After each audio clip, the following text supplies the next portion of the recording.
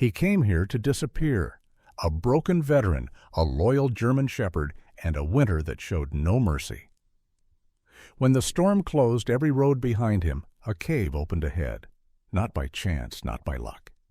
Inside that darkness he found shelter, food, and something he had lost long ago: peace. Some places don't save us by accident. They're prepared long before we arrive. Before we begin, tell us where you're watching from. Don't forget to like and subscribe for stories of survival, loyalty, and the unseen guidance that finds us when we need it most. A hard December wind scraped across bare fields, turning the sky the color of tin and the world into a quiet threat. Ethan Walker stood at the edge of the gravel drive, with his breath smoking through a short, uneven beard that had gone more salt than pepper in the last 2 years. He was 43, medium tall, built like someone who had once been carved from discipline, broad shoulders, thick forearms, a chest that still held the memory of push-ups and ruck marches. But the posture betrayed him now. He carried his weight a fraction too forward, as if bracing for an impact that never stopped coming. His face had sharp lines, a square jaw, high cheekbones, and eyes the faded blue-gray of Winter Creek water. Those eyes rarely settled on anything for long. They darted, measured distance, assessed exits. It wasn't rudeness. It was training that had seeped into bone, then turned into something darker when the war ended, and the danger didn't. At his left leg, Ranger waited without a leash. The German shepherd was 7, still strong, still alert, with a thick sable coat that darkened along his back like ink brushed across fur. A small crescent scar cut through the hair above his right shoulder, the souvenir of a barbed wire tear from a training yard years ago. His ears stood tall, his amber-brown eyes steady, and his tail hung low but not tucked. Ranger's calm was not softness. It was competence. The dog watched the porch, watched the yard, watched Ethan's hands, like a partner who had learned that humans often lied with their mouths, but told the truth with their fingers. The farmhouse behind them looked warm in the cruelest way, smoke rising from the chimney, curtains drawn, light pooled in the windows. The kind of light that made you believe in forgiveness until you tried to walk into it. The front door opened. Dale Morrison stepped out first, as if he needed the cold to give him courage. Dale was in his late 50s, a thick-set man with a red face and a neck that seemed to melt into his collar. His hair, once dark, had thinned and turned the color of dirty straw. His hands were big, the hands of a man who had wrestled hay bales and engines and stubborn weather his whole life, but they were clenched now in a way that had nothing to do with work. He didn't look at Ethan at first. He looked past him as if the problem would solve itself if he refused to give it a name. Behind Dale came Marlene Morrison, early 50s, tall and straight-backed, wrapped in a neat wool coat that belonged in a town, not on a farm. Her blonde hair was pulled into a tight bun that made her cheekbones look sharper. Her face had the careful, controlled expression of someone who practiced being reasonable, someone who could say something cruel and still sound like a person doing the right thing. She held herself like a church pew, upright, polished, unforgiving. Ethan's ex-wife, Claire Morrison, did not come outside. He could feel that absence the way you feel a missing tooth with your tongue. Claire had been the one who used to step between arguments, the one who would put a hand on his arm and say, "We'll figure it out."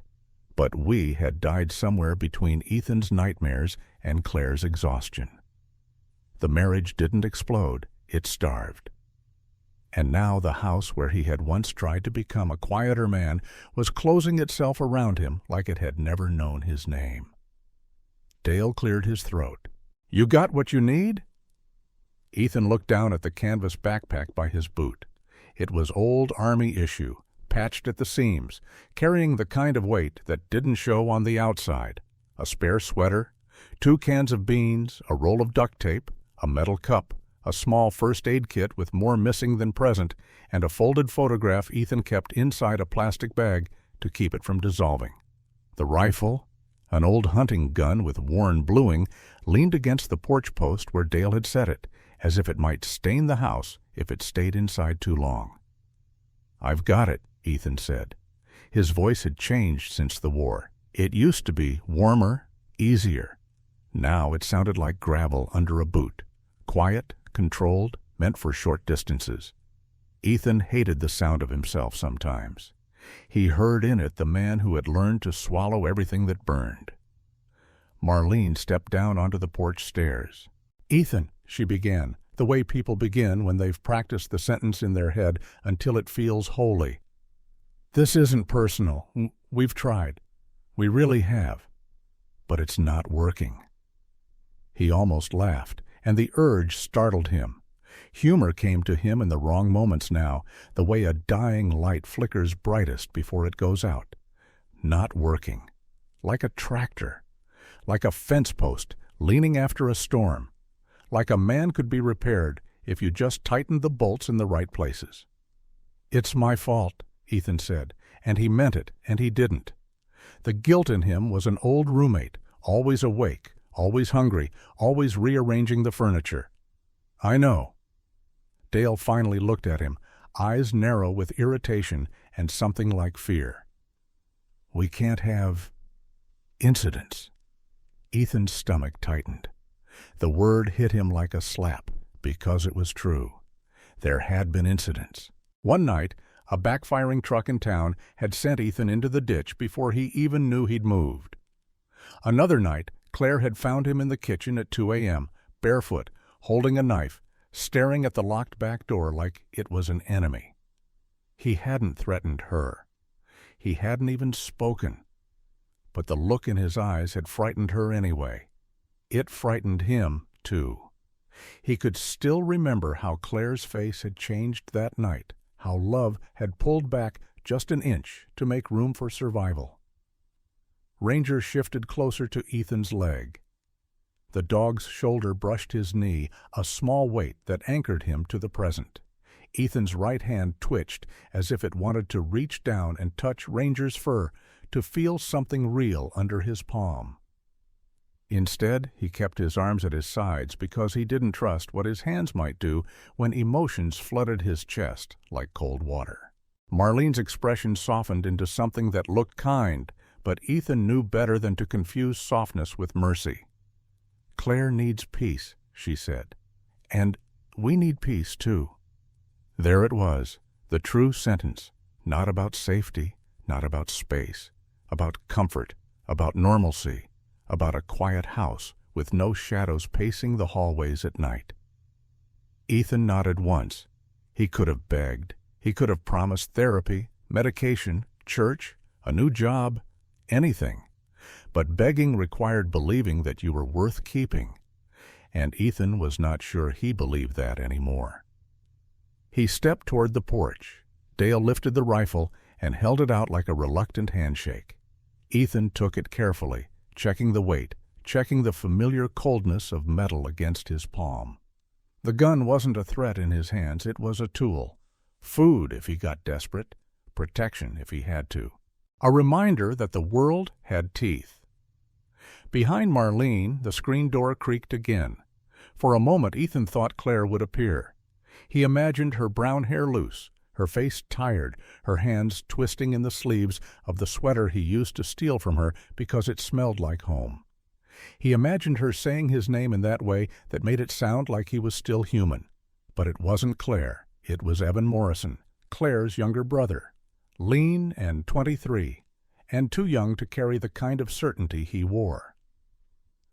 Evan's face was narrow, his jaw shadowed with the beginning of a beard that tried hard to look like a man's. He kept his eyes on Ranger, not Ethan, and that told Ethan everything.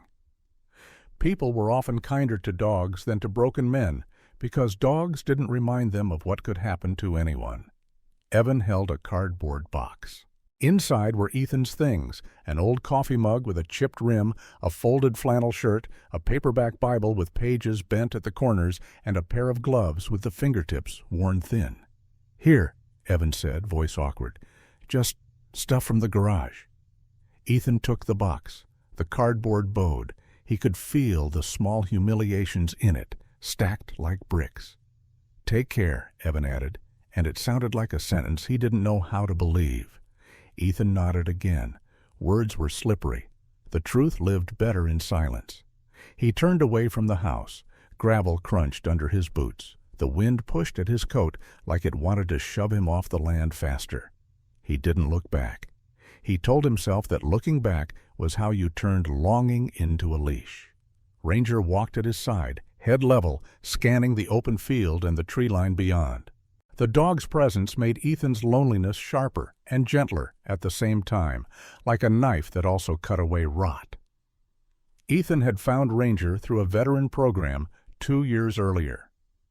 The handler had explained Ranger's temperament in practical terms: steady, protective, trained to respond to panic without feeding it. But Ethan had felt something else when Ranger first pressed his head against Ethan's thigh. Not pity. Not obligation. Recognition. The dog had looked at him like he understood that fear didn't always wear a mask. Ethan stopped at the edge of the county road. The land stretched flat, stitched with fences and bare trees, and the sky threatened snow. Somewhere in the distance, a crow called once, harsh and lonely. He set the box down on the ditch bank and adjusted the backpack on his shoulders. The strap dug into an old scar near his collarbone. Pain was useful. It reminded him he still had a body, still had weight on the earth, still had to choose what came next. What came next? That was the problem.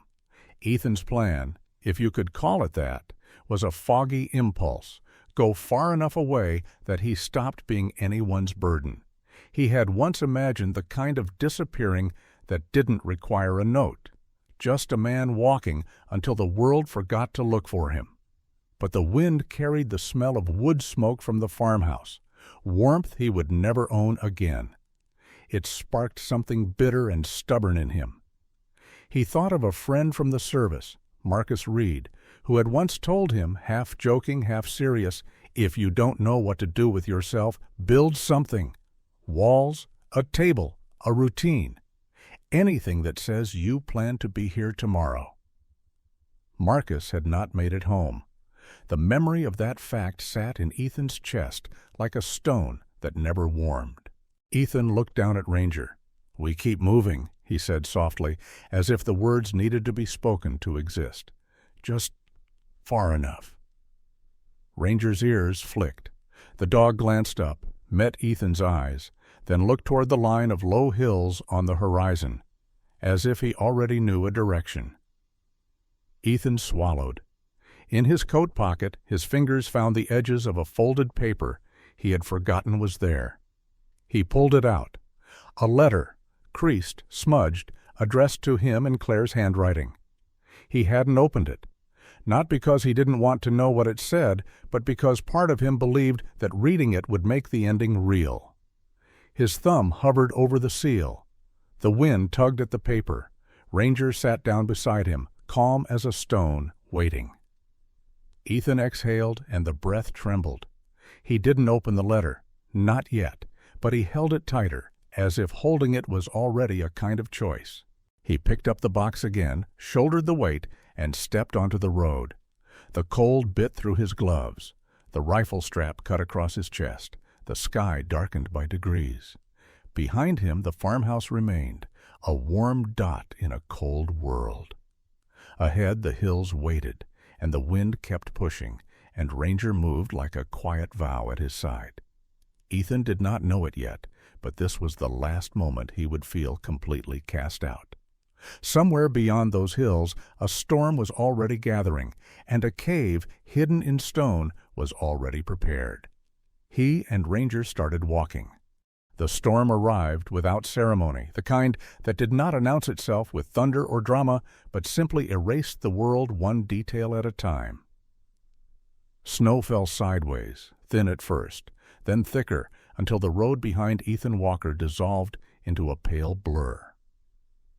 The horizon vanished. The land became a single unbroken sheet of white, and the sky pressed low like a lid. Ethan adjusted the strap of his backpack, feeling the familiar ache bloom across his shoulders, and forced himself to keep moving. Stopping was dangerous. Thinking too much was worse. Ranger trotted a few steps ahead, head low, ears turning constantly, his dark shape a steady point of reference in a world losing its edges. Ethan had planned to follow the county road south until it intersected with a state highway. From there, he would hitch rides, walk when he had to, drift until drifting felt like purpose. It was a thin plan, but thin plans were easier to carry. Yet within an hour, the road markers vanished under snow, the fence lines blurred, and the familiar rhythm of travel broke apart. Ethan slowed, scanning for landmarks, but the storm swallowed everything equally. His training told him to stop, orient, choose deliberately. His instincts, honed by too many moments when hesitation meant death, told him to move while he still could. Ranger stopped suddenly and looked back at him. The dog's coat was already dusted white, flakes clinging to the darker fur along his spine. His amber eyes were alert, not anxious, and his body angled slightly to the left, away from where Ethan thought the road should be. Ranger took a few steps, paused, looked back again. It was not a command. It was an invitation. Ethan frowned. "That's not the road," he muttered, though the wind tore the words from his mouth before they reached the dog. He hesitated, boots sinking into snow that had already reached his ankles. The cold crept upward, biting through leather and wool. He checked the rifle strap across his chest, the weight reassuring and heavy, then glanced behind him. There was nothing there anymore. No farmhouse, no road, just white, and the sound of the storm breathing. Ranger whined softly once, then turned and moved again, more decisively this time. Ethan felt irritation flare, sharp and sudden. He did not like surrendering control, not to people, not even to a dog he trusted with his life. Control had been the illusion that kept him upright when everything else collapsed. Yet another part of him, the part that remembered waking up in the dark with his heart racing, unable to tell where he was, recognized the feeling creeping in now. Disorientation, the beginning of panic. He forced a slow breath through his nose. Ranger was trained. Ranger did not wander without reason, and Ranger, unlike Ethan, did not carry the weight of old maps in his head. "All right," Ethan said quietly. "Show me." They left the invisible road and angled toward a shallow rise that barely distinguished itself from the surrounding land. The wind howled louder there, driving needles of ice into Ethan's cheeks, but the ground underfoot changed subtly, firmer, less churned by drifting snow. Ranger moved with confidence, occasionally stopping to sniff at half-buried tufts of grass or the dark smear of a rock breaking through the white. Ethan followed, trusting the dog's body language more than his own fading sense of direction. Minutes stretched. The storm thickened. Snow plastered Ethan's beard, melted against his skin, then refroze. His fingers numbed inside his gloves, the joints stiff and slow. He flexed them periodically, counting movements the way he used to count steps on patrol when the world felt too quiet. 1, 2, 3. Ranger glanced back every so often, checking distance, checking him. That simple act, being checked on, loosened something tight in Ethan's chest. A dark shape emerged ahead, indistinct at first, then resolving into a line of low trees crouched against the wind. Cottonwoods, maybe, their bare branches rattling softly beneath the storm. Trees meant shelter. However imperfect, Ethan felt a surge of relief that startled him with its intensity. Ranger led him toward them, weaving between trunks, the wind easing slightly as the trees broke its force. Snow still fell, but here it settled instead of attacking. Ethan leaned against one of the trunks, chest heaving, his lungs burned with cold air. He realized then how close he had come to pushing too far, too fast, driven by a need to put distance between himself and the life he had just been cut loose from. The realization did not comfort him. It frightened him. Survival required patience, and patience had never been his strength. He slid down until he was crouched, one knee in the snow, and set the backpack beside him. Ranger circled once, then sat, pressing his shoulder into Ethan's thigh. The warmth was immediate, startling. Ethan rested a gloved hand on the dog's neck, fingers sinking into thick fur. Ranger's heart beat steadily beneath his palm. Ethan closed his eyes for just a moment, letting the rhythm anchor him. When he opened them again, he noticed movement beyond the trees. A figure, barely visible through the snow, moving slowly, deliberately. Ethan's muscles tightened instantly. His hand drifted toward the rifle strap without conscious thought. Ranger stiffened, ears forward, but did not growl. The figure came closer, resolving into a man bent slightly against the wind, his outline lean and angular. He wore a long, dark coat dusted white, a knit cap pulled low over graying hair. As he stepped into the shelter of the trees, Ethan could see him more clearly. Late 60s, maybe, tall but stooped, with a narrow face weathered by years outdoors. A gray beard framed his mouth, trim short, and his eyes were a pale, watery blue that missed very little. He carried a walking stick polished smooth by use, and his movements were careful, economical. "Storm's got teeth today," the man said, voice rough but calm. He stopped a respectful distance away, hands visible. "Didn't expect to see anyone out here." Ethan studied him, measuring tone, posture, the small signs of threat or kindness. The man's shoulders were relaxed. His gaze flicked briefly to Ranger, then back to Ethan, assessing but not afraid. "Didn't expect to be out here," Ethan replied. His voice sounded distant to his own ears. The man nodded, as if that explained everything. "Name's Thomas Hale," he said. "Most folks call me Tom." He gestured vaguely with his stick toward the whiteness beyond the trees. "Road disappears about a mile back that way. Gets folks every year. You look like you could use better shelter than these trees." Ranger glanced up at Ethan, then back at Tom, tail giving a single, cautious wag. Ethan felt his grip on the rifle strap loosen a fraction. "I was heading south," Ethan said. Tom gave a short, humorless chuckle. "South's wherever the storm lets it be today." He studied Ethan's face more closely now, eyes narrowing not with suspicion, but with recognition. "You're carrying yourself like a man who knows cold nights and worse mornings." Ethan did not answer. The silence stretched. Snow whispered down around them. Tom shifted his weight. "There's a line of limestone bluffs about half an hour that way," he said, pointing with his stick in the same direction Ranger had chosen earlier. "Old land, full of cuts and hollows. Some places stay warmer than they should. Trappers used to hole up there when the weather turned ugly." He paused, looking at Ranger. "Dog led you this way for a reason, I'd wager." Ethan felt a chill that had nothing to do with the cold. "You live out here?" he asked. "Close enough," Tom said. "Cabin, a few miles off. Don't worry, I'm not inviting you. Just passing through, checking snares before they vanish under snow." His mouth twitched slightly. "Storm like this doesn't care if you're ready or not." Ranger stepped forward, sniffed Tom's boots, then returned to Ethan's side, satisfied. Ethan took that as a sign he hadn't known he was waiting for. "Thanks," Ethan said. The word felt inadequate, but it was all he had. Tom nodded once. "World's got a way of pushing folks where they need to be," he said. "Sometimes it uses weather, sometimes dogs." He tipped his cap. "Stay alive, son."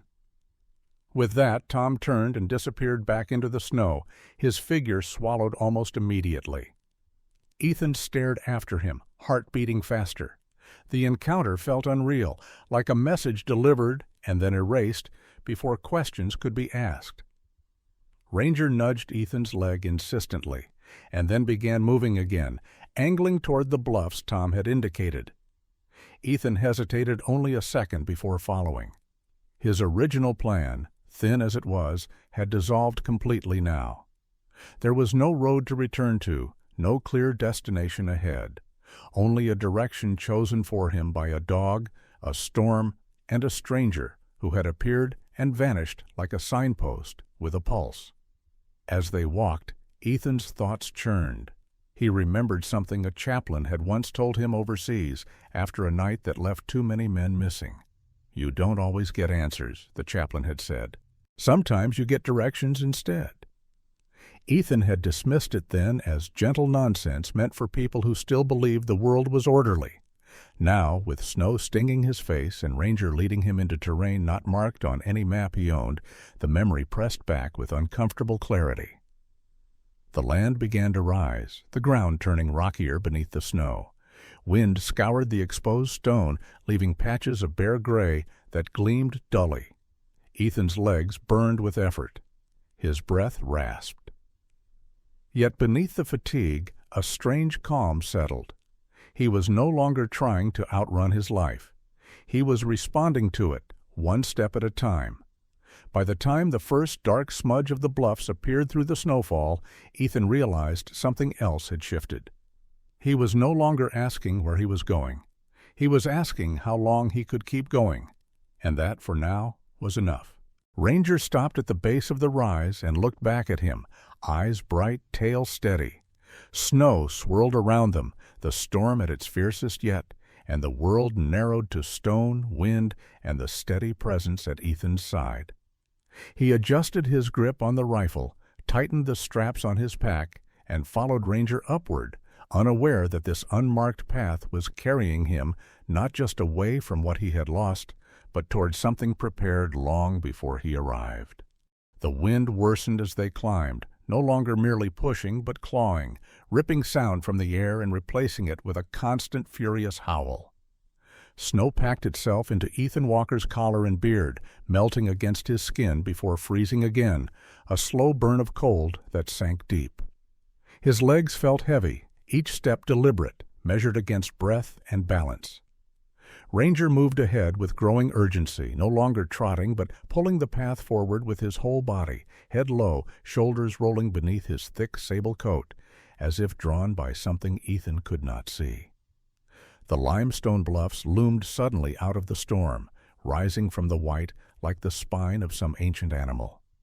Their gray faces were scarred with streaks of darker mineral, split by cracks and hollows that the snow could not fully claim. Ranger stopped short, lifted his head, and barked once, a sharp, decisive sound that cut through the wind. Then he veered left toward a darker seam in the rock, half hidden by fallen stones. Ethan stumbled the last few steps, boots slipping on wind-polished rock. At first he thought it was just another shallow cut in the cliff, the kind that promised shelter and delivered nothing. But as Ranger pushed forward, the darkness widened. The wind's teeth dulled. Sound changed. The roar softened into a distant presence, like a threat locked outside a door. They stepped into the cave. The shift was immediate and unmistakable. The air inside was cold but steady, lacking the savage bite of the storm. Snow swirled briefly at the entrance, then fell straight down and died. Ethan stood just inside, chest heaving, stunned by the quiet. The cave mouth angled away from the wind, its lip formed by a tumble of old boulders that broke the gale's force as naturally as if someone had planned it. Ranger shook himself hard, sending snow flying from his coat, then stood alert, ears high, scanning the interior. Ethan slid down against the rock wall, breath rasping, hands trembling as feeling returned in sharp needles. He pressed his forehead to his knees and let the moment pass. He had come here to survive the night, nothing more. That was the deal he made with himself as his heartbeat slowed. One night, regroup at daylight, move on. The cave did not feel temporary. It extended deeper than he expected, the floor sloping gently downward, the ceiling high enough that he could stand upright without ducking. The stone beneath his gloves was dry, not dusty, not slick with moisture. Dry. That detail alone eased a knot in his chest he hadn't realized was there. Damp cold killed faster than wind. Dry cold could be managed. Ranger padded forward, nails clicking softly, then stopped again and looked back, tail level, body relaxed but attentive. Ethan followed, shouldering his pack and adjusting the rifle strap. He took slow steps, letting his eyes adjust. The light from the entrance reached farther than it should have, reflecting off pale stone instead of being swallowed whole. The cave opened gradually, not abruptly, as if easing him inside rather than swallowing him. "This'll do," Ethan murmured, more to himself than to Ranger. They moved another 20 yards in before Ethan stopped, instinct flaring. The temperature shifted again, subtly warmer, not warm, but gentler. He exhaled, watching his breath fog the air less thickly. His soldier's mind cataloged details automatically. Wind blocked, ceiling high enough for smoke to rise, floor sloped for drainage, entrance defensible if needed. The cave checked boxes he had not consciously listed. Ranger circled once, then lay down, front paws stretched forward, head resting between them. That simple act struck Ethan harder than any calculation. Ranger did not lie down unless he believed they were safe enough to stop moving. Ethan removed his gloves and flexed his fingers, winced as circulation returned. He shrugged off the backpack, set it carefully against the wall, and leaned the rifle beside it. His movements were precise, practiced. Survival had always demanded respect for order, even when life itself felt chaotic. He took out the metal cup and shook the last snow from it. He had no fire yet, no certainty beyond the next few hours, but the cave bought him time. Time was the rarest currency he had left. As he stood there, listening to the storm rage uselessly outside, memory rose uninvited. A night overseas, years ago, when his unit had taken shelter in a bombed-out structure after an ambush. Someone, he could not remember who, had laughed shakily and said, "Funny thing about cover, you don't find it, it finds you." At the time, Ethan had dismissed it as stress talking. Now, standing in a cave that seemed to exist precisely where he needed it, the memory carried a different weight. He moved farther in, careful, scanning for signs of animals. He saw none. No scat, no nesting debris, no sharp scent of something territorial. That absence was as telling as any presence. The cave felt unused, or perhaps respectfully abandoned. The sound came to him then, faint at first, barely more than an idea. Ethan stopped mid-step. Ranger's head lifted, ears angling forward. Water, not dripping, not the hollow plink of moisture seeping through stone, but a low rhythmic movement, like breath or the slow turning of pages. Ethan followed the sound deeper, heart beginning to pound for a reason that had nothing to do with fear. The cave widened again, opening into a chamber that made him stop short. The space was vast, far larger than the exterior suggested. The ceiling rose high overhead, its upper reaches lost in shadow, and the walls curved outward like the inside of a cathedral carved by time instead of hands. In the center of the chamber lay a pool of water, dark and still at first glance, then subtly alive with motion, with light filtered down from somewhere above, a narrow shaft that struck the surface and scattered into trembling reflections across the stone. Ethan stood frozen. His throat tightened. He approached the water slowly and crouched, setting the rifle aside. He held his breath and leaned closer. The pool was clear, astonishingly so.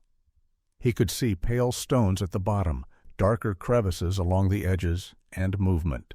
Small shapes, deliberate, unmistakable. Fish. Real fish. Ethan laughed once, a short, broken sound that echoed and startled him with its volume.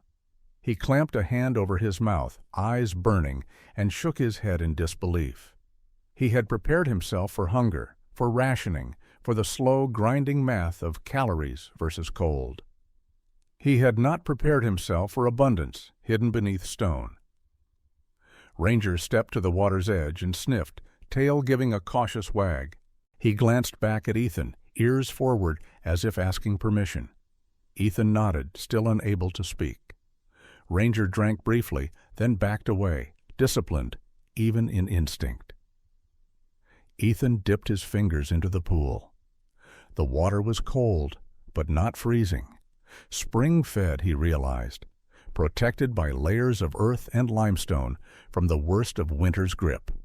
His mind raced, assembling implications faster than he could slow them. Water, food, shelter, all in one place, balanced so precisely it felt staged.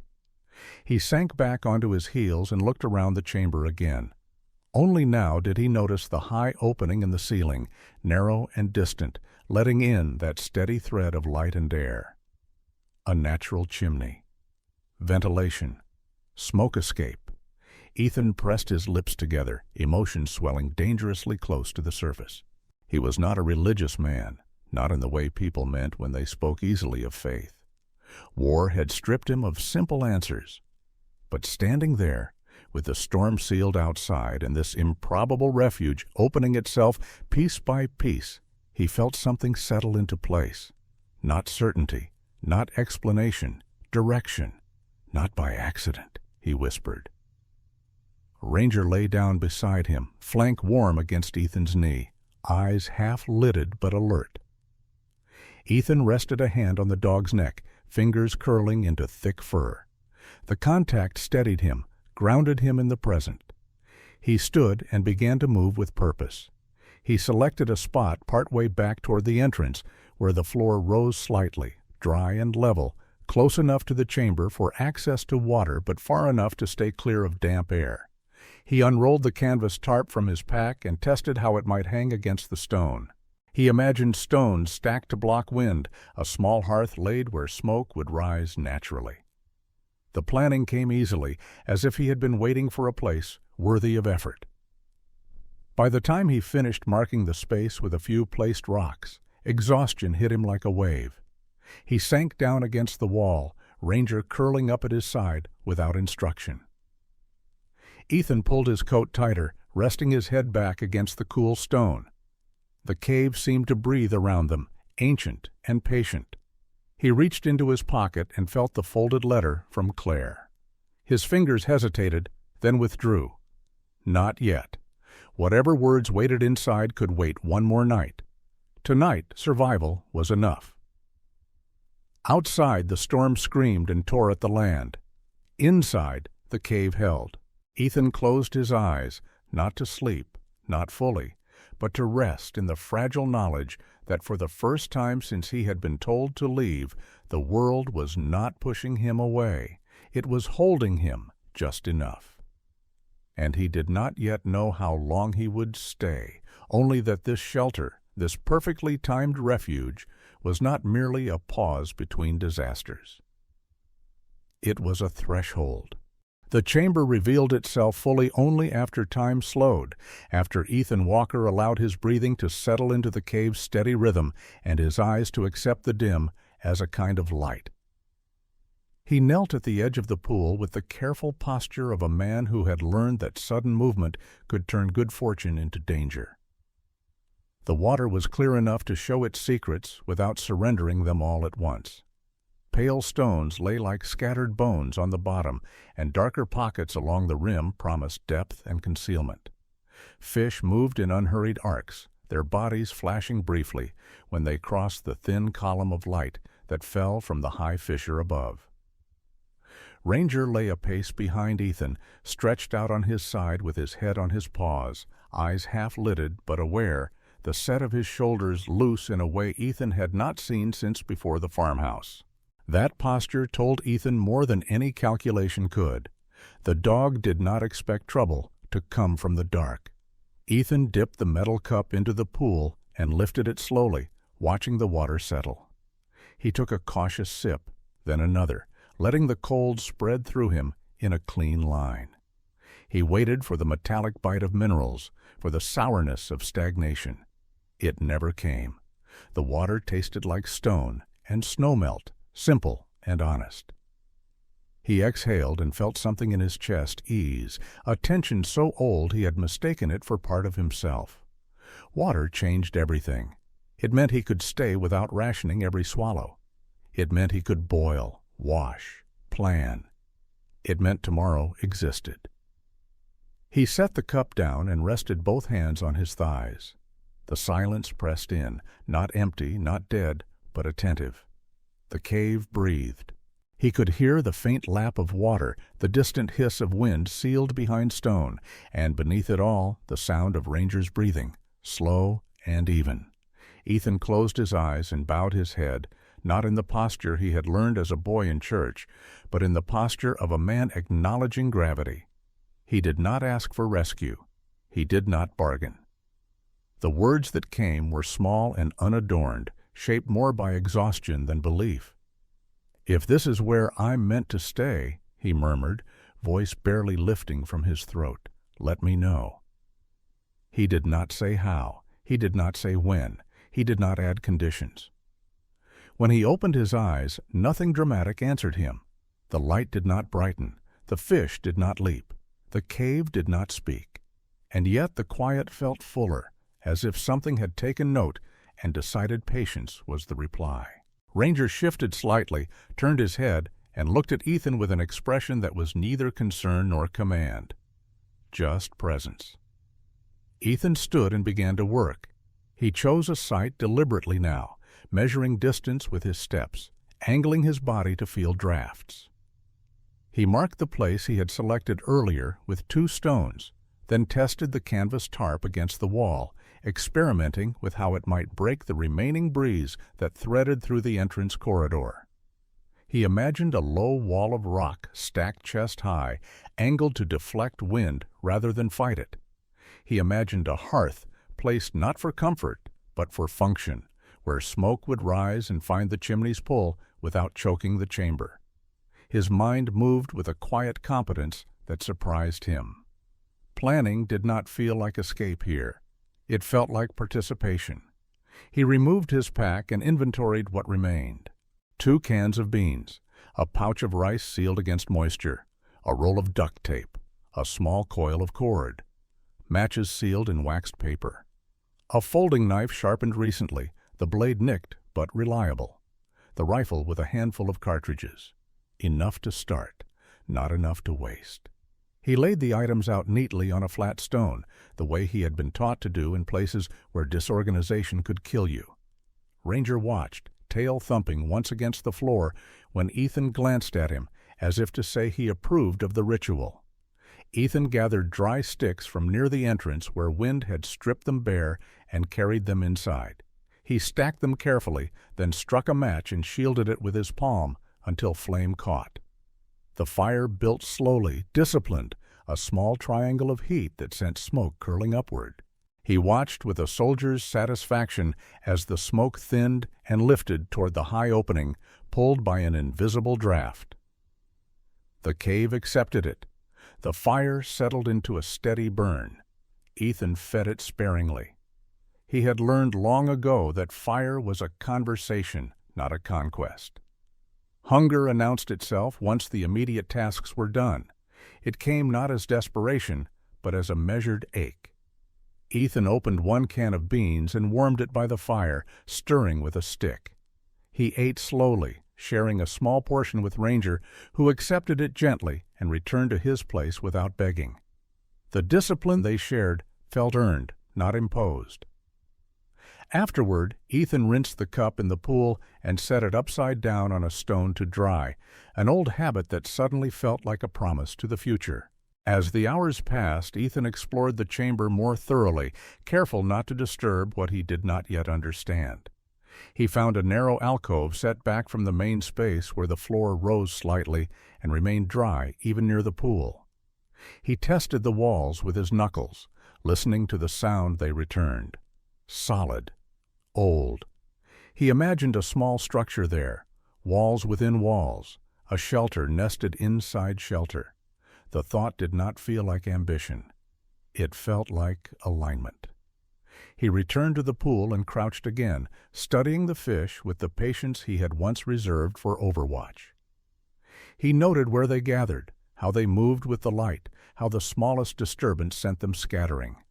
He did not attempt to catch any yet. Tonight was for learning.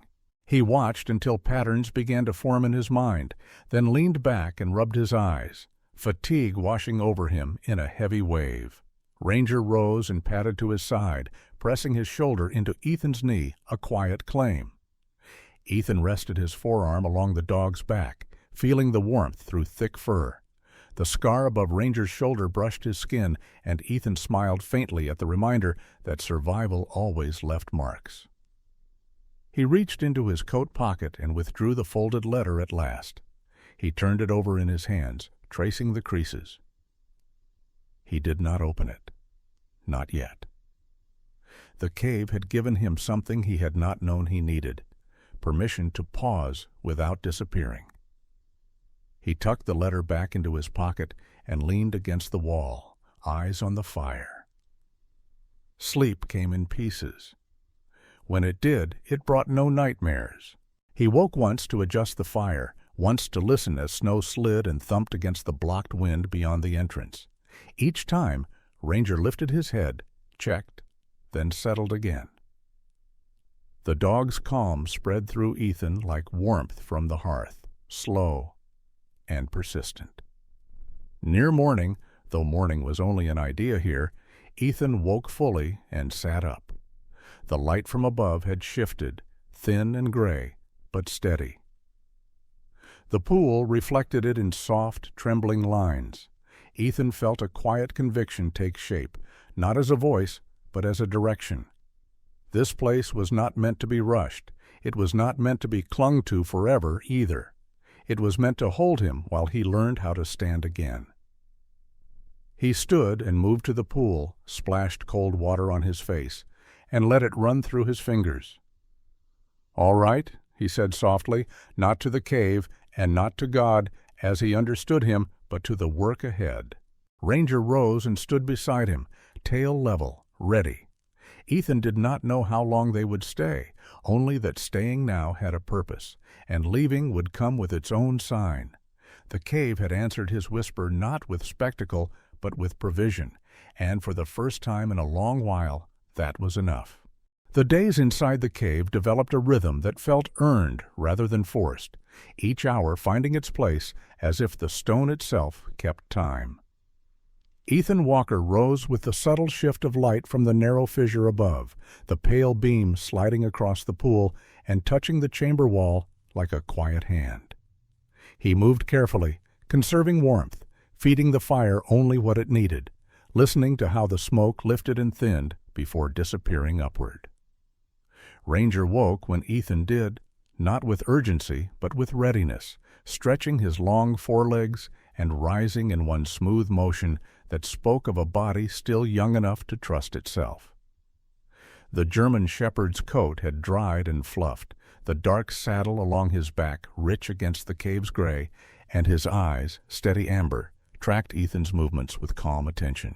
The storm had lessened outside, but winter still held the land in its fist, and Ethan understood that what they built now would decide how long that fist could be endured. He began with structure.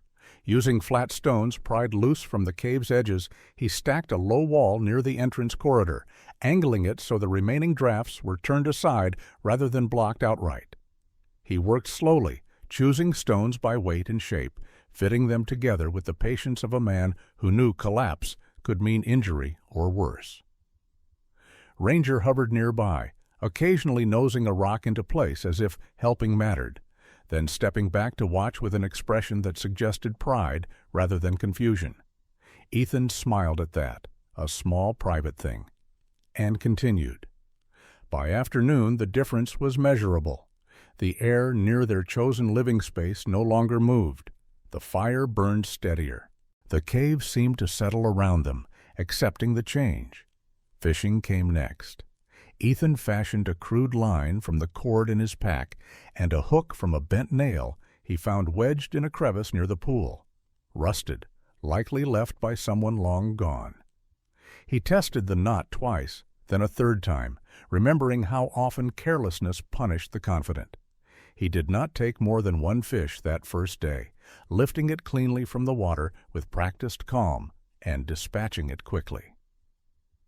The fish was not large, but it was enough, its silver body flashing once in the firelight before becoming food. He cooked it on a flat stone, turning it carefully, sharing with Ranger without ceremony. They ate in silence, and the silence did not press on him. It held. As the days passed, Ethan refined his methods. He observed the fish more closely, noting when they fed, where they lingered, how the light affected their movement. He learned to take what he needed and leave the rest undisturbed. Waste felt like a kind of arrogance he could no longer afford. He cached firewood deeper in the cave where it would stay dry, hauling it in sections and stacking it with air gaps to prevent rot. He used the tarp to fashion a more permanent windbreak, securing it with stones and adjusting the angle until it worked with the cave's natural pull rather than against it. Each small success reinforced a truth he had nearly forgotten. Competence bred calm, and calm made room for thought. It was in that space, between tasks, between breaths, that the plan began to form. Not as a dramatic vision, not as a vow made in desperation, but as a series of practical questions that answered one another. How much land did a man need to live simply? Not much. How far from town could you be without vanishing entirely? Far enough. What did it take to build a shelter that lasted?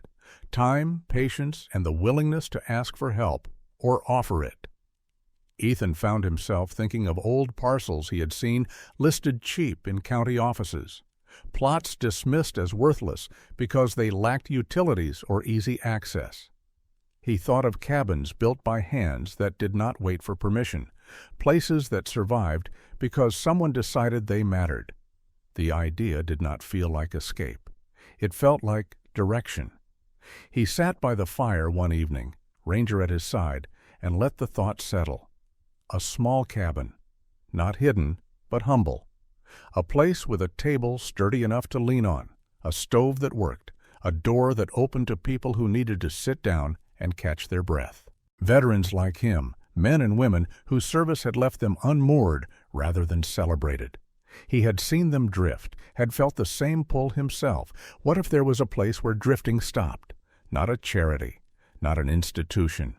Just ground and walls and a rule that said you stayed until you were ready to move on.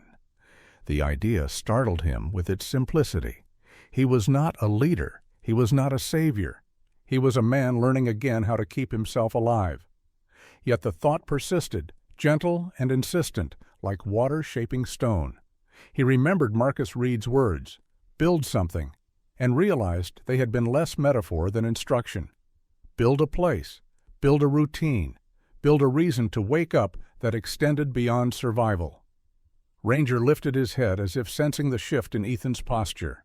The dog's ears tilted forward, his gaze attentive. Ethan scratched behind Ranger's ear, fingers brushing the thick fur where warmth pooled. "Not here forever," he said quietly, testing the words. Ranger's tail thumped one, a sound like agreement without demand. The cave, for all its generosity, was not a destination. Ethan knew that as clearly as he knew the feel of the rifle's grip.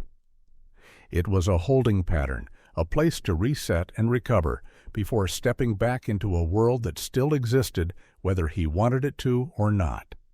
He did not romanticize it. He respected it. And respect, he was learning, was a form of gratitude. On the 5th day, Ethan ventured farther from the entrance during a lull in the weather, scouting the immediate surroundings with Ranger moving ahead and circling back, disciplined and alert. He found a stand of scrub trees partially sheltered by the bluff, good for future firewood. He marked the location in his mind, then returned, careful not to push his luck. Each decision was measured against the plan forming quietly inside him. Survive the winter's edge, leave with strength intact, and find land that could become more than shelter. That night he took out the folded letter again. The firelight warmed the paper, and for a moment he thought of not opening it at all. of letting the past remain sealed. But the plan in his mind required honesty, and honesty began here. He opened it carefully. Claire's handwriting was neat, but hurried, the ink pressed hard in places where emotion had outpaced control. She did not accuse him. She did not excuse herself. She wrote of fear and love tangled together, of wanting peace without knowing how to achieve it, of hoping he would find a place that felt steady. She did not ask him to come back. She wished him safety. Ethan folded the letter again, hand steady, and placed it back in his pocket. The ache was there, but it was clean, not jagged. He could carry it. When he slept, he dreamed not of the war or the farmhouse, but of a table set beneath a low roof, steam rising from a pot, boots lined neatly by a door. He woke before dawn with the image intact and felt no urge to flee from it. That, more than anything, told him the plan was real. Morning light found him already moving, setting stones more firmly, adjusting the hearth, preparing to fish again. Ranger followed, the steady shadow at his heel. The cave hummed with quiet purpose. Outside, the wind shifted and snow slid from the bluff in soft avalanches that sounded like applause, muffled by distance. Ethan paused at the pool and looked once more at the water, the fish, the light above. "You gave me time," he said, not loudly, not to be heard by anything but the stone and the space he occupied within it. "I'll use it." The words felt less like a promise and more like alignment. Ranger leaned into his leg, solid and warm, and together they returned to the work of the day, the temporary home holding them as they prepared for a future that no longer felt accidental. Night in the cave did not fall so much as it arrived gently, announced by the thinning of light from the high fissure and the cooling of stone beneath Ethan Walker's palms. The fire settled into a low, steady glow, embers breathing softly as if in agreement with the cave's ancient patience. Ranger took up his post without instruction, positioning himself where the entrance corridor narrowed, body angled so one ear faced the dark and the other listened for Ethan's breathing. The German shepherd was 7 years old, still broad-chested and powerful, but with a maturity that showed in the way he conserved energy. His sable coat caught the firelight in muted reds and blacks, and the small crescent scar above his right shoulder stood out pale against the fur. When Ranger lay down, it was not collapse. It was vigilance choosing rest. Ethan watched him for a moment and felt the quiet certainty that someone competent was on watch, a certainty that loosened the last stubborn knot in his chest. The first night after the plan had taken shape was different. Ethan noticed it as he settled against the wall, back supported by stone, boots lined neatly beside him, rifle within reach but not clutched. He expected the familiar surge of images once the fire dimmed, the sudden snap of sound that did not exist, the sense of falling awake into a memory that refused to stay in the past. Instead, sleep came in layers, shallow at first, then deeper, carried by the cave's steady hush and Ranger's measured breathing. He woke once to the distant rumble of snow shifting outside and felt the old spike of adrenaline rise, sharp and automatic. Before it could crest, Ranger lifted his head, turned it slightly, then settled again. No alarm. No tension. The message was wordless and precise. This sound belonged to weather, not danger. Ethan's pulse slowed. He slept again.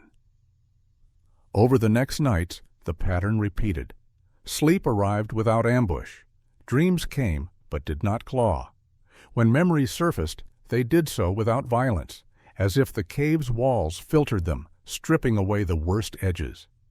Ethan found himself waking at dawn with his jaw unclenched, his shoulders no longer locked around his ears. The change unsettled him more than the nightmares ever had. He had learned to endure suffering. Peace felt unfamiliar, almost suspicious. He tested it by listening harder, by scanning the darkness for threats that never materialized. Ranger remained steady, rising only when Ethan did, as if to confirm that the world had not changed while they rested. Days followed nights with the same quiet competence. Ethan expanded the living space with intention, stacking stone to define areas without closing them off, respecting the cave's flow of air and sound. He fashioned a low sleeping platform from fallen branches dragged inside and lashed together with cord, lifting his body from the cold floor. The improvement was immediate. His back ached less. His sleep deepened. He refined the hearth, adjusting stone angles until smoke rose cleanly and heat lingered where it mattered. Ranger adapted to each change with ease, testing boundaries, choosing vantage points, always placing himself where he could see Ethan's face. The dog's presence was not sentimental. It was functional, constant, a living reassurance that the system worked. One evening, as the fire burned low and the pool reflected trembling lines of light across the ceiling, Ethan noticed something else had shifted. The urge to pace, an old habit born of vigilance and guilt, had softened. He could sit without feeling trapped by his own stillness. He could listen without bracing. He could think without spiraling. The realization arrived not as a revelation, but as a small inventory. Fewer sharp breaths, fewer clenched fists, fewer moments of disorientation upon waking. The cave was not healing him by magic. It was giving him conditions under which healing could occur. Ethan began to pray without ceremony, not every night, not with words he recognized from childhood, but with brief acknowledgments offered into the quiet. Gratitude for water, gratitude for a fire that drew clean, gratitude for a dog who understood without being asked. He did not frame these moments as bargains or apologies. He framed them as alignment, a way of standing where he was meant to stand. The thought that followed surprised him with its gentleness. God had not led him here to hide. God had led him here to be repaired. The cave was a workshop, not a bunker. Ranger seemed to sense the shift in Ethan's interior landscape. The dog's vigilance relaxed without diminishing. He slept more deeply, trusting the stone and the fire and the man beside him. When Ethan woke from a half-remembered dream one night, heart racing from habit rather than terror, Ranger moved closer and rested his chin on Ethan's knee, weight solid and warm. The contact was simple, unambiguous. You are here. You are safe enough. Ethan rested his hand on Ranger's head and waited until his breathing matched the dog's. The moment passed without escalation. That, Ethan understood, was the victory. The cave's sounds became familiar, even comforting. Water lapped softly. Air whispered up the chimney. Stone ticked as temperatures shifted.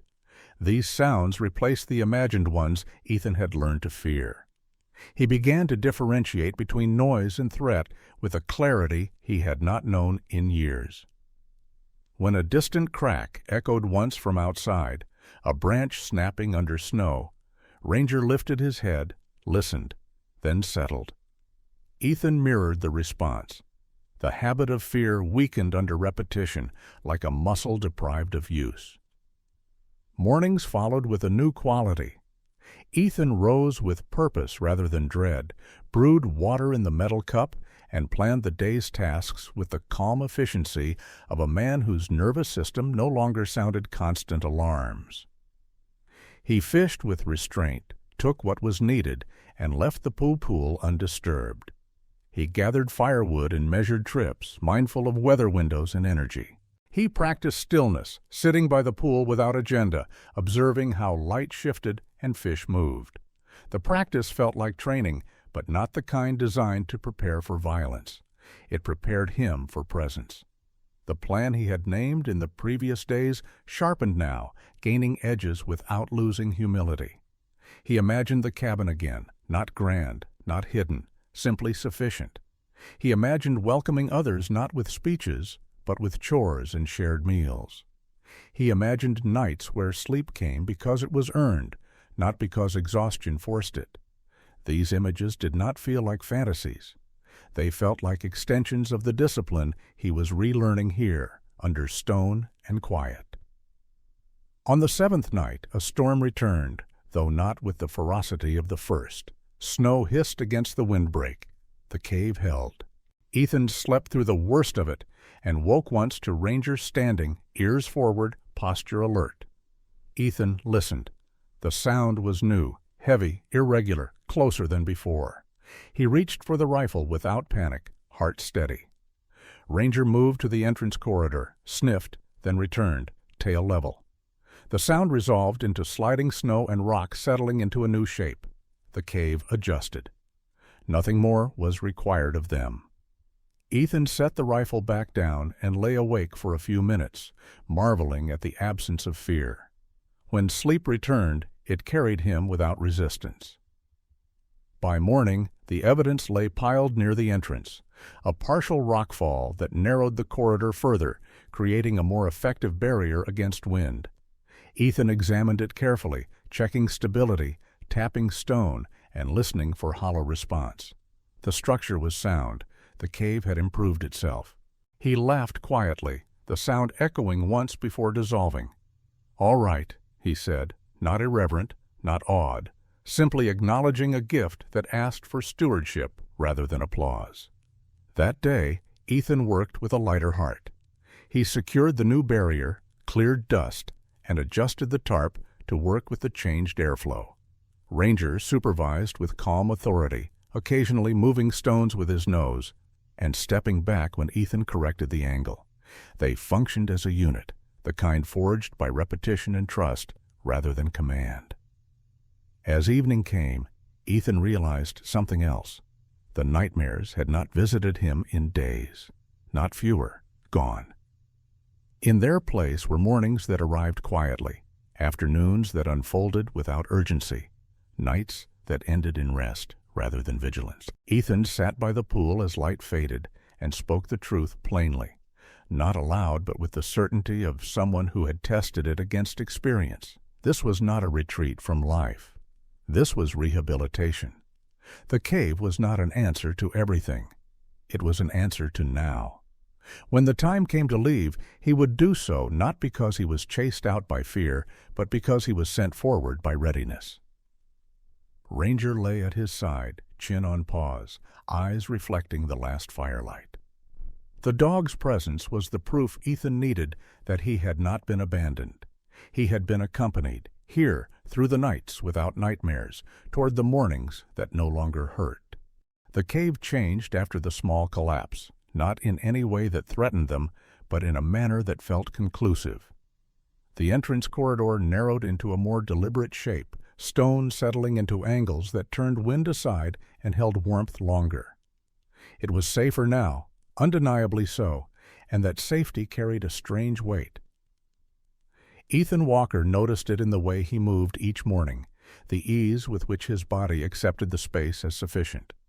Comfort, he had learned, could become a kind of anchor if left unquestioned. The cave had given him what he needed. It was no longer asking anything of him. That, he realized, was the first sign. He tested the thought by doing what he always did when doubt crept in. He observed. He listened to the cave's sounds as they shifted through the day, measured the fire's draw, watched the fish respond to light. Everything worked. Too well. There were no new problems demanding ingenuity, no immediate risks sharpening his attention. The place had moved from challenge to maintenance. Ranger sensed the change before Ethan named it. The German shepherd began to linger at the entrance longer, sitting with his chest toward the outside and his ears tuned to distances Ethan could not yet hear. He was not restless. He was oriented. On the morning that sealed it, the weather broke cleanly. The sky beyond the entrance lightened to a pale winter blue, and the wind quieted to a whisper that carried the scent of thawing earth. Ethan stepped outside with Ranger at his side, boots crunching on crusted snow. The land looked altered, as if the storm had stripped it to essentials. From the base of the bluff, the valley opened wide and honest, its lines newly revealed by melt and shadow. Ethan scanned slowly, habit and instinct aligned, and then he saw it. Across the slope, etched faintly into the half-thawed ground, ran a line that did not belong to weather or animal. parallel grooves, shallow but unmistakable, cutting across the hillside at an angle too deliberate to be chance. Old tire tracks, weathered, softened by time, but real. They led toward a distant cut in the land where the valley narrowed and trees gathered thickly along a creek bed. Ethan stood very still. The sight did not thrill him. It steadied him. Human passage, however old, meant connection. It meant roads somewhere beyond the horizon, people who moved through the land, not as threats, but as participants. It meant the world he had stepped out of still existed, waiting without urgency. Ranger followed his gaze and stiffened slightly, then relaxed, tail level. He did not bark. He did not pull. He stood as if acknowledging a landmark, the way a seasoned traveler marks a turn. Ethan rested a hand on the dog's neck and felt the warmth there, solid and familiar. "That's it," he said quietly, not as an exclamation, but as recognition. He spent the rest of the day preparing with care that bordered on reverence. He took only what could be carried without strain, consolidating supplies, leaving behind what belonged to the cave. He extinguished the hearth properly, scattering ash and setting stones so rain would not pool where heat once lived. He stacked spare firewood neatly near the dry alcove for whoever might come after, or for the cave itself, as if the place deserved order even in his absence. The pool he left untouched, the fish undisturbed, a silent agreement honored. That night he slept lightly but without fear. Dreams came and passed like clouds, leaving no residue. When he woke before dawn, he did not reach for the rifle out of habit. He reached for his boots. Ranger rose immediately, shaking once and stepping close, posture alert and eager. The dog's eyes held the quiet excitement of motion after stillness, of purpose rediscovered. At first light they climbed the slope above the cave and followed the line of the tracks at a distance, careful not to commit too soon. Ethan moved deliberately, testing the ground, reading signs as he had been taught. The tracks grew clearer where the sun touched them, revealing age and direction. Not recent enough to promise company, but recent enough to promise roots. Ethan smiled faintly at the economy of it. He had not been summoned by a voice or a vision. He had been shown evidence. For him, that mattered. As they descended toward the valley, Ethan felt a quiet gratitude settle into his bones. The cave receded behind them, its mouth hidden again by stone and shadow, content to return to its long watch. He did not turn back. He carried the place with him, in posture and breath, in the absence of dread where dread once lived. They reached the creek by mid-morning.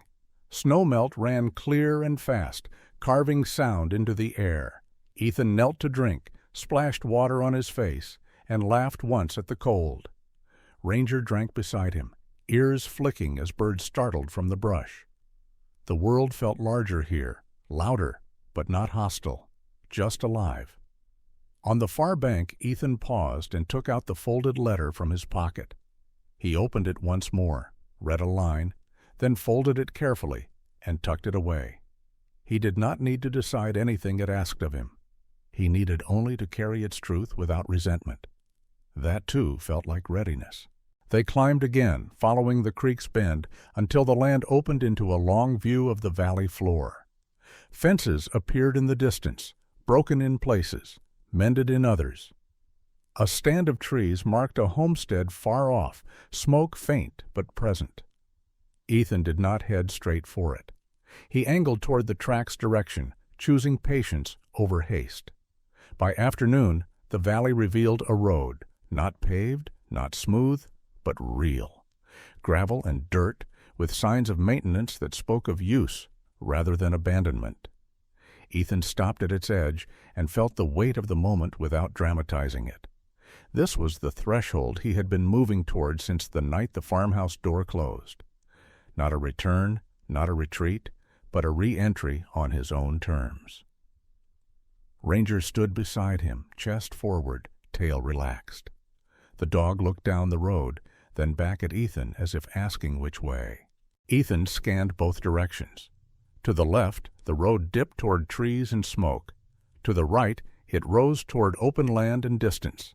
He felt no pull toward either yet. That decision could wait.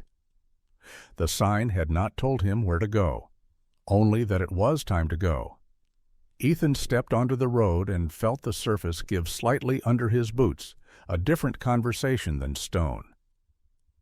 He adjusted his pack and let his shoulders settle into the familiar balance of travel. "We'll find it," he said, not specifying what. Ranger's ears flicked, and he moved forward with confidence, the steady partner who had led him here and would walk beside him still. As they walked, Ethan understood something with a clarity that surprised him. The cave had not ended because he outgrew it. It had ended because it had done its work. He was not leaving because he was pushed. He was leaving because he was ready. The sign was not the tracks alone, nor the road ahead, nor the dog's stance toward the valley. The sign was the absence of fear as he stepped back into the open.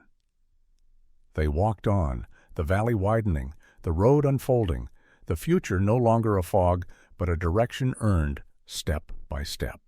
Snow withdrew from the valley the way a tide pulls back from shore, not all at once, but with quiet persistence. Ethan Walker noticed the change first in the sound under his boots, less crunch, more give, and then in the air itself, which carried the faint, unmistakable scent of wet earth. He paused on the road where gravel met thawing dirt and adjusted the straps of his pack, feeling the balanced weight settle across his shoulders. Ranger stood at his side, tall and alert, the German shepherd's coat shedding its winter dullness as sunlight returned, dark fur catching hints of brown and red. The dog's age showed now only in the wisdom of his movements, not in their strength. 7 years had given him patience, not slowness. Ethan turned once toward the bluff, though the cave was hidden from view. He did not need to see it to know where it was. He bent and set a few stones along the road's edge, not as a marker for others, but as a habit of closure, the way a man thanks a place by leaving it orderly behind him. The gesture felt right, complete. He did not linger. Gratitude, he had learned, did not require ceremony. They headed south. The road carried them through a patchwork of land newly revealed. Fields with fence posts leaning like old men, stands of cottonwood budding pale green at the tips, and a creek swollen with meltwater that spoke loudly as it moved. As the morning wore on, the valley widened, and with it Ethan's awareness of people again. Not crowds, not noise, but signs. A mailbox upright and cared for, tire ruts fresh enough to matter, smoke rising in a thin line from a distant chimney. The world was waking up, and it did not seem hostile to his return. Near midday they reached a junction where the gravel thinned and the road split. A weathered sign leaned askew, its paint faded but legible. Ethan read it slowly, grounding himself in letters and distance. He felt no rush to choose. Readiness, he had discovered, came with patience. Ranger sat, watching both directions with equal interest, ears flicking at passing sounds. Ethan rested a hand on the dog's head and smiled faintly. "Soon," he said, and meant it. They followed the branch that dipped toward a small town nestled along the creek. The buildings appeared gradually, first a feed store, then a diner with a hand-painted sign, then a cluster of houses set back from the road. Ethan slowed, not from fear, but from respect for transition. He had been alone with stone and water and silence. He would not burst back into the world as if nothing had changed. At the edge of town, a pickup idled near the feed store. A woman stood by its open tailgate, sorting sacks of grain. She was in her late 30s, tall and lean, with sun-warmed skin and dark hair pulled into a practical braid that brushed the collar of her jacket. Her movements were efficient, practiced, and her face, angular, calm, carried the expression of someone who solved problems by addressing them directly. When she noticed Ethan and Ranger, she paused, eyes assessing without alarm. "Afternoon," she called, voice steady. "Road clear behind you?" "Clearing," Ethan replied. His voice sounded different here, less absorbed by stone, more open. "Snow's pulling back." She nodded. "About time." She wiped her hands on her jeans and stepped closer, eyes flicking briefly to Ranger, then back to Ethan's face. "Name's Sarah Collins." Sarah Collins held herself like someone used to responsibility. She stood squarely, shoulders back, not aggressive, but assured. There were faint lines at the corners of her eyes that spoke of years spent squinting into weather rather than worry. Ethan recognized competence when he saw it. It calmed him. "Ethan," he said, "this is Ranger." Ranger's tail gave a slow, polite wag. Sarah smiled despite herself and reached out cautiously, letting the dog sniff before scratching lightly under his chin. "Good dog," she said, and meant it. Ranger accepted the attention with dignified approval, then stepped back to Ethan's side. "You passing through or looking for something?" Sarah asked. Ethan considered the question carefully. "Looking," he said at last.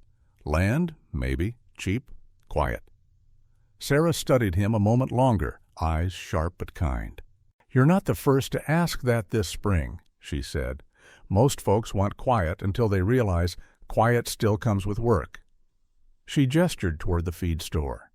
"There's coffee inside if you want it. Old Mr. Bennett keeps notices on a board in the back. Foreclosures, odd parcels, things people don't want to deal with." Ethan felt the plan he had carried from the cave align with the present moment. Not forced, not rushed. Offered. "I'd appreciate that," he said. Inside, the feed store smelled of grain and oil and old wood. The bulletin board held papers pinned in layers, edges curled, ink faded. Ethan read slowly, methodically. Parcels by creeks, hills too rocky for easy farming, plots without utilities. Land others dismissed because it asked for effort. His pulse steadied as he read. This was the language he understood now. Sarah returned with 2 cups of coffee and handed one to Ethan. "On the house," she said. "Looks like you've walked a ways." "Thank you," Ethan replied, warmth spreading through his hands. He did not rush the drink. They talked briefly, exchanging only what was necessary. Sarah mentioned she worked as an ecologist for the county, monitoring water and land use. She spoke plainly, without embellishment, and listened as much as she talked. Ethan told her he was a veteran, between places, looking to build something small and honest. She nodded as if that made sense. "You'll find land," she said. "Just don't hurry it." Outside, Ranger waited patiently, nose to the breeze, posture relaxed. When Ethan emerged, he glanced up as if asking a single, important question. "Are we staying or moving?" Ethan scratched behind his ears. "We'll keep moving," he said. "But we're close." They left town by mid-afternoon, the road south opening wide and unthreatening. As they walked, Ethan felt the absence of a question that had haunted him for years. He was no longer asking why things had fallen apart. He was asking how to build what came next. The difference mattered. The land changed again as evening approached. Rolling hills, stands of pine, the promise of distance without isolation. Ethan imagined the cabin he would build, simple lines, solid roof, a stove that worked. He imagined a table where stories could be told without hurry, a place where men and women like him could stop drifting and remember how to stand. The image did not overwhelm him. It accompanied him. As dusk settled, Ethan and Ranger paused at a rise overlooking the road's long curve. Lights flickered on in the valley below. He felt tired in the honest way that followed good work and clear direction. Ranger leaned against his leg, steady and warm. Ethan breathed in, slow and deep, and let the road stretch before him. He understood now what the cave had given him, not answers, but capacity. He had been preserved, repaired, and released. The path ahead was open not because it was easy, but because he was ready to walk it. They moved on together, southbound, the road carrying them forward with quiet permission. Sometimes the miracle isn't the storm stopping. Sometimes it's the shelter prepared before the storm ever begins. Ethan didn't find answers in the cave. He found strength. He found direction, and he found the courage to walk forward again. In our own lives, we may not always see God's hand clearly, but often when we look back, we realize we were guided, held in place just long enough to heal, then gently sent forward when we were ready. If this story spoke to you, share it with someone who needs hope today. Tell us in the comments where you're watching from and what this story meant to you. And if you believe stories can heal, subscribe to the channel so we can walk these journeys together. May God bless you, protect you, and guide your steps, especially in the quiet moments when you feel lost. You are not forgotten. The road will open.